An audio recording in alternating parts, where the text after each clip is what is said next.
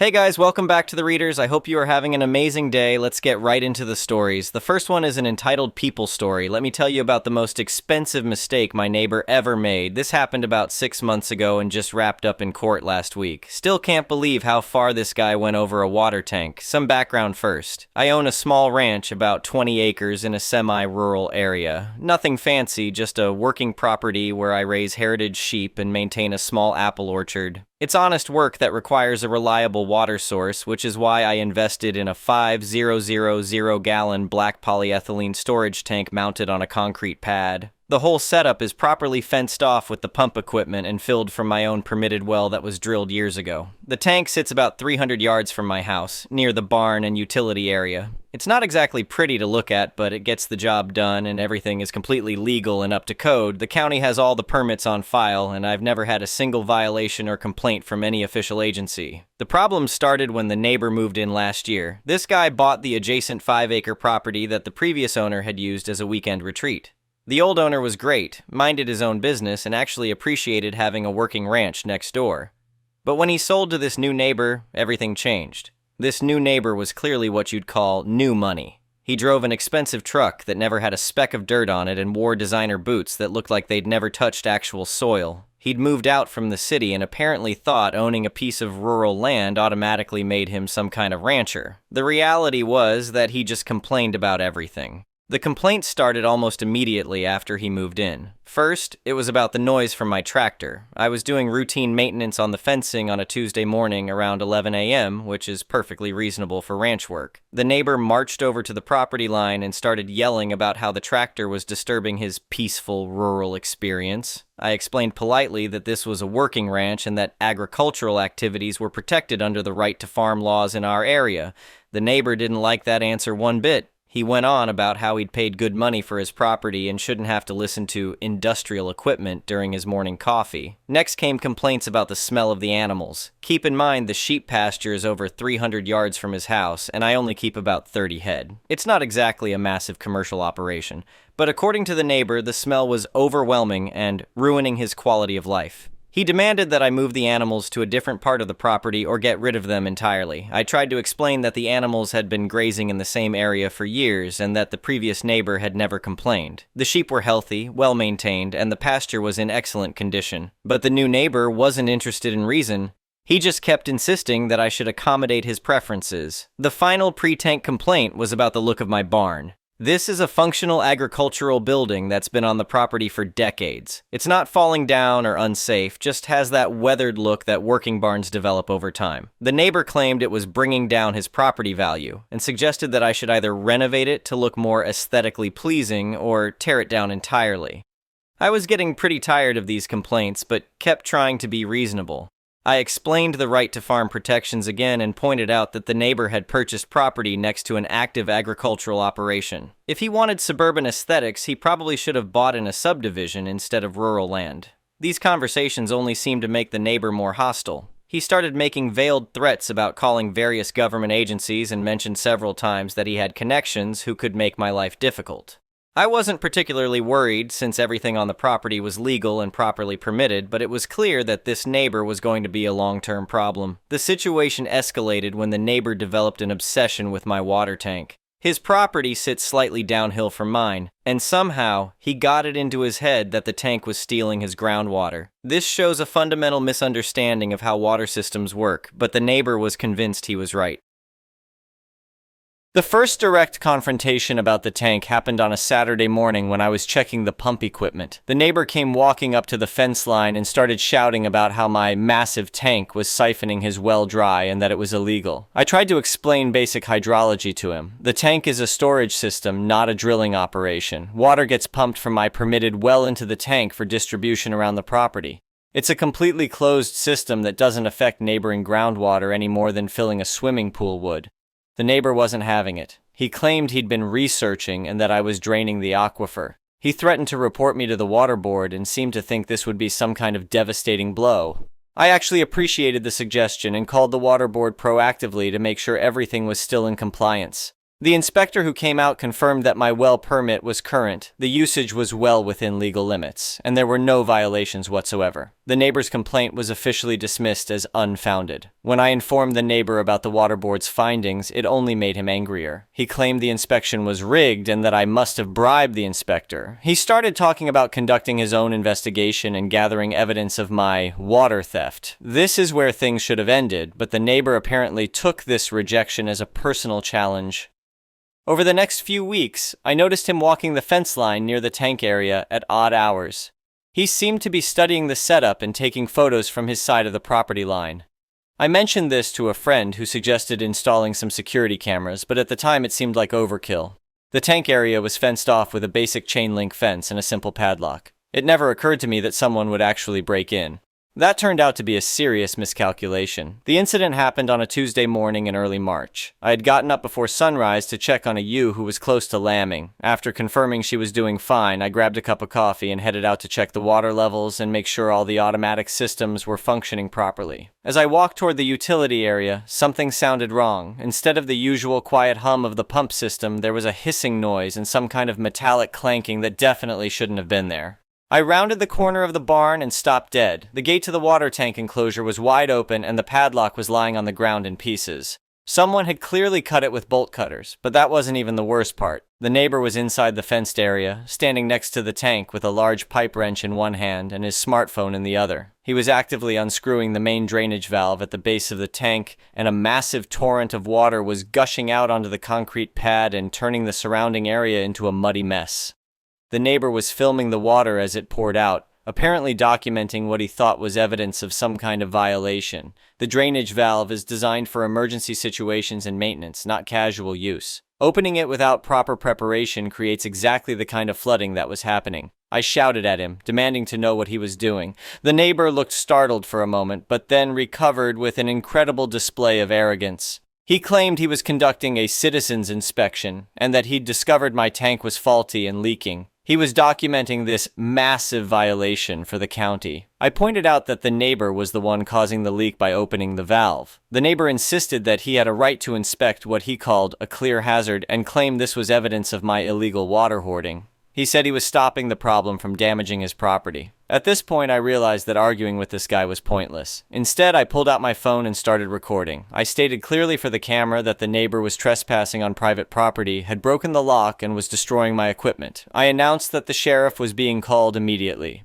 The neighbor's face showed some uncertainty when he realized he was being recorded, but he doubled down on his story. He told me to go ahead and call the authorities because they would see what a criminal I was. I called 911 and explained the situation to the dispatcher. Within about 15 minutes, a sheriff's deputy arrived. The neighbor, who was now covered in mud from the flooding he'd created, immediately ran up to the deputy's car. The neighbor launched into his victim routine, telling the officer that I was illegally draining the aquifer and that the tank was faulty and flooding the area. He claimed he'd just been documenting the problem before it caused a landslide on his property. The deputy was a no-nonsense local guy who'd probably seen his share of property disputes. He looked at the neighbor, then at the gushing water, then at me, standing calmly with a phone in hand. I walked over and explained what had actually happened. I showed the deputy the cut lock, pointed to the wrench the neighbor had dropped, and estimated that at least 200 gallons of water had been dumped. Most importantly, I had video evidence of the neighbor admitting he was conducting an inspection. The deputy asked to see the video, and I played it back for him. The audio was crystal clear. You could hear the neighbor explicitly saying he was conducting a citizen's inspection, which directly contradicted his emergency response story. The deputy sighed and looked at the neighbor with obvious frustration. He told the neighbor that he'd admitted to trespassing and vandalism and that he was under arrest. As the deputy was putting handcuffs on him, the neighbor started screaming about how this was all wrong and that he was the victim. He kept yelling that his lawyer would destroy me and that I would regret this. After the deputy left with the neighbor in custody, I was left with a huge mess to clean up. The first priority was getting the drainage valve closed, which took some effort since the neighbor had loosened it so much. Then I had to assess the damage and start documenting everything for insurance and potential legal action. The flooding had created a massive muddy area around the tank pad. Some of the mud had flowed toward the fence line, and I was concerned it might actually reach the neighbor's property and give him something legitimate to complain about. Fortunately, the slope worked in my favor, and most of the water soaked into the ground before reaching the property line. I called a local water company to get a certified estimate of the cost to replace 200 gallons of treated, filtered well water. It might not sound like much, but when you factor in the energy costs for pumping, filtering, and the wear and tear on the equipment, it added up to a significant amount.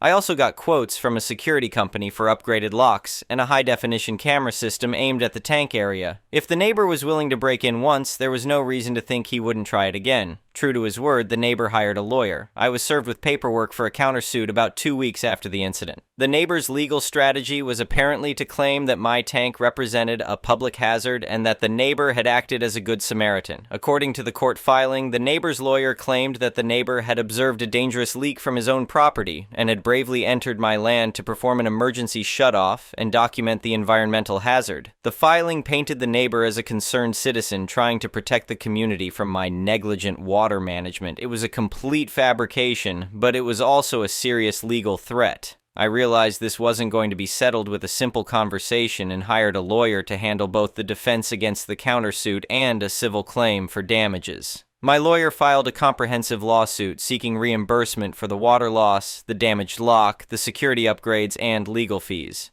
The lawyer also pointed out that the neighbor's actions constituted criminal trespassing and vandalism, which were matters of public record since he'd been arrested. The legal process took several months, during which the neighbor seemed to think he was going to win.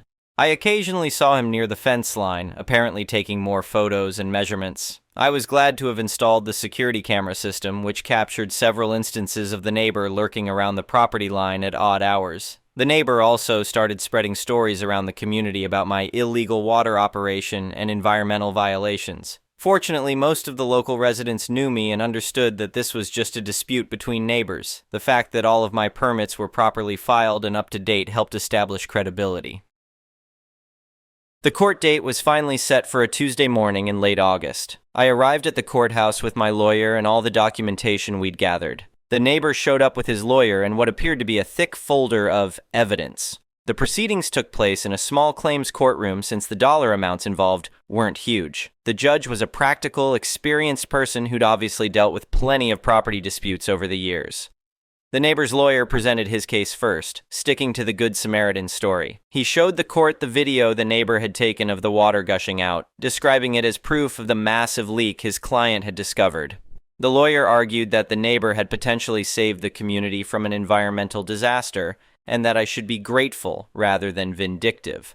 The presentation was polished and professional, and I had to admit it sounded convincing if you didn't know the real story. The neighbor's lawyer made it sound like his client was a heroic environmental activist who'd risked his own safety to address a public hazard. Then it was my lawyer's turn. Instead of a long presentation, my lawyer simply set up a laptop and played my video for the court. The recording was damning. You could clearly hear me asking what the neighbor was doing, and the neighbor's response was unambiguous. He stated that he was conducting a citizen's inspection and that he'd suspected the tank was faulty. There was no mention of emergency response or environmental protection. The judge leaned forward and asked the neighbor's lawyer a simple question. Had his client said he was conducting a citizen's inspection, or had he said he was performing an emergency shutoff? The audio was quite clear. The neighbor's lawyer tried to argue that his client had been under duress and hadn't expressed himself clearly. The judge wasn't buying it. In a moment that I will never forget, the judge actually laughed out loud. Not a polite chuckle, but a genuine disbelieving laugh. The judge pointed out that the neighbor had brought his own pipe wrench to this supposed emergency response. If he'd really discovered a leak and wanted to help, why hadn't he simply knocked on my door or called the authorities? At this point, my lawyer presented the itemized damage list. The cut padlock, the cost of the wasted water, my legal fees for defending against the baseless countersuit, and the full invoice for the new security gate and camera system. The neighbor's lawyer objected to the camera system, arguing that it was an upgrade rather than a replacement and that I was trying to profit from the situation. The judge shut that down immediately. The neighbor's actions had made the security upgrade a necessary expense. I was entitled to take reasonable measures to prevent future incidents, and the neighbor's criminal behavior had directly caused that need. The final verdict was everything I could have hoped for. The judge awarded full damages for the water, the lock, my legal fees, and the entire security system. The judge also imposed a fine for criminal trespassing and made it clear that any future incidents would result in much more serious consequences. The neighbor's face during the verdict was something to see. He'd clearly expected his expensive lawyer and elaborate story to carry the day. Instead, his own recorded words had destroyed his case completely. I received a check from the neighbor's lawyer about 3 weeks later. The total amount was substantially more than I had initially expected, thanks to the legal fees and the comprehensive security system. It felt good to be compensated for all the time and stress the neighbor had caused. The new security camera system was installed shortly after, providing crystal clear coverage of the tank area and the fence line. The camera has night vision capabilities and sends alerts to my phone whenever there's movement in the area. So far, the only visitors have been the occasional deer. But the best part came when I decided what to do with the last $50 of the settlement money. I commissioned a small, professionally engraved brass sign from a local trophy shop. The sign was mounted on the new security gate, facing outward toward the property line, where it's clearly visible from the neighbor's backyard. The sign reads, "Private property, inspected once, paid twice." Every time the neighbor goes into his backyard, he gets to see a reminder of his expensive mistake. I taught him a lesson he won't forget, and came out on top financially. The neighbor has been remarkably quiet since the court case concluded. No more complaints about tractor noise, animal smells, or building aesthetics. He seems to have finally learned that my property rights are not negotiable and that his urban expectations don't override agricultural law. My relationship with the other neighbors in the area has actually improved since word of the case got around. Several people have mentioned that they'd been dealing with similar harassment from this guy and were glad to see him finally face some consequences. The whole experience taught me some valuable lessons about documenting everything and not assuming that reasonable people will behave reasonably.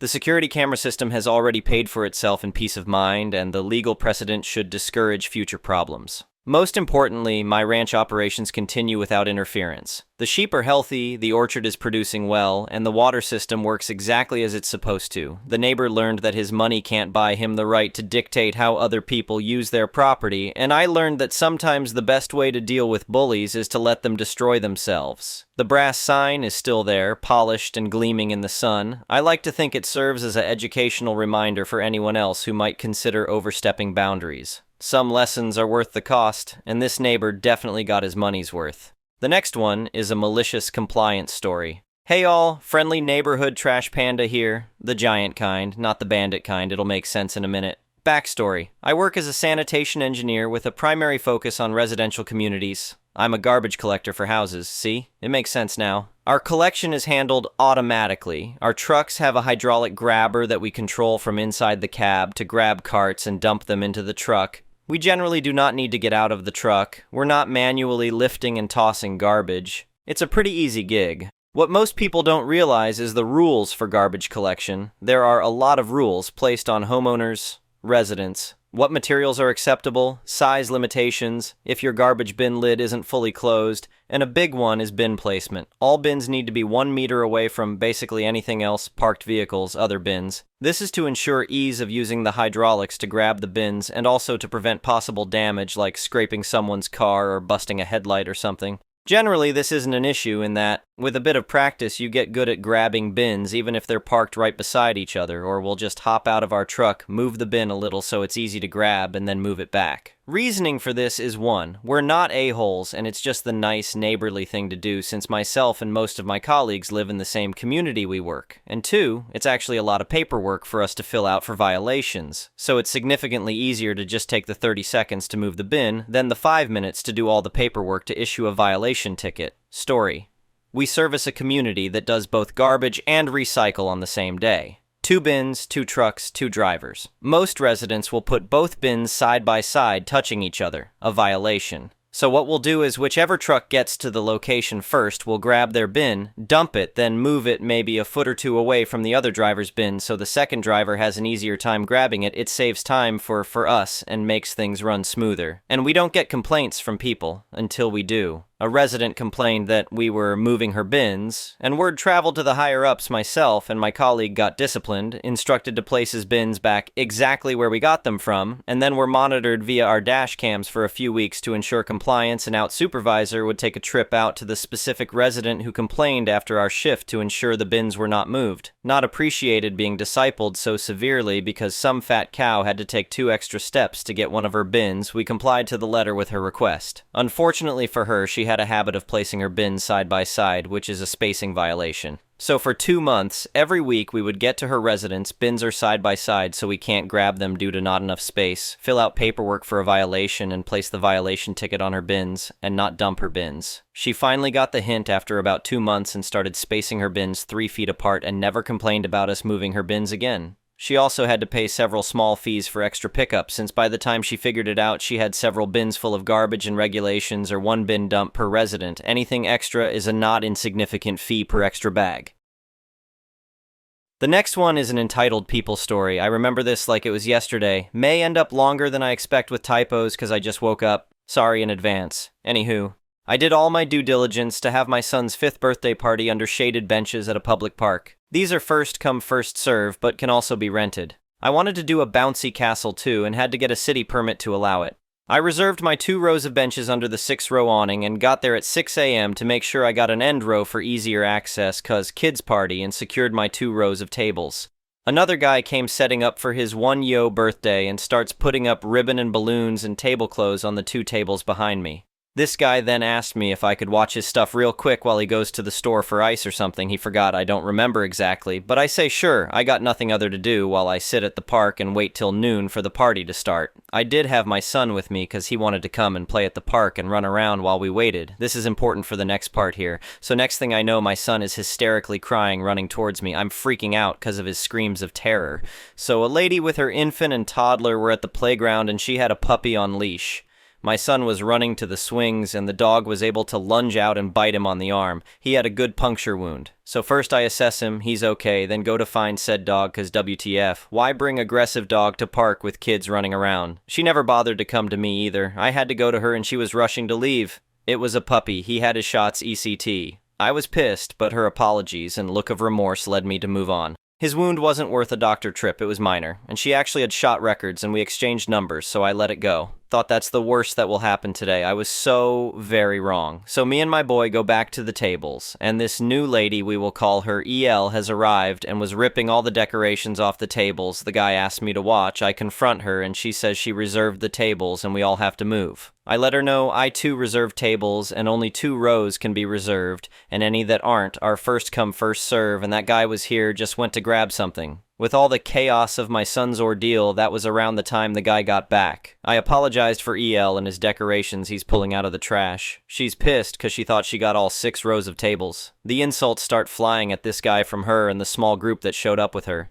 I actually showed her the spot on our permits where it states 2 tables. She's pissed but kinda lets it go. That is until the bounce house guy gets there to set up. EL comes stomping over to me. You can't have that here. Me, yes you can. You just have to get a city permit, which I did. EL, no. I called the park, they said you can't. Me, yes you can. It even on their website, you have to get a city permit, which was like 100 to be able to set one up, and I did that. She wanted to see said permit, but was being very rude from the get-go, so I said I don't have to prove crap to you, lady. Now, parties are in full swing and she keeps trying to send her kids to our bouncy house. I tell her sorry, but I can't permit that. If one of your kids gets hurt, I would be liable, so hard pass. I didn't, but should have mentioned if she wasn't a total idiot to everyone, maybe it would be a different story. Anyhow, this makes her over the top mad, and EL and her group starts hurling insults and racial slurs towards the middle table. She was more mad at me, I think, but they were closer, so they got her rage. Anywho, EL and her entitled man get really nasty, and next thing I know, there's a full-blown fist fight between EL's baby shower group and a 1-yo birthday party group. The groups weren't going at it, pretty sure it was the husbands, but still, cops are called, kids are scared. I walk over and said I'd give a statement to police as the guy next to us didn't start it and did. Surprisingly, no one went to jail. Of course, EL had police come check I had proper permits, and when all my stuff stayed because it was all legal, she finally backed down and no more insults, but damn, the death stares I got from any of her group the whole time was crazy, so it was both a party from hell and one we will never forget. Thanks for reading. We all laugh about his crazy party now, he's 19. editing to add because apparently I need to explain myself. I think the whole thing is a ridiculously funny story now of my son's disaster birthday that year. I have ADHD unmedicated by choice. I've become one in my 47 years with my squirrel brain. I probably do need therapy, but I don't even have time or effort to make necessary doctor appointments half the time, and not due to this incident, I might add. That's just F-can hilarious to me. Also, so sorry, not about posting something that happened 14 years ago, and when I first woke up, I saw something that triggered this in my brain, and though, ooh shiny, let me post this while I remember, because I thought it fit the community. I would have posted it then if Reddit existed. Anyway, thank you for watching.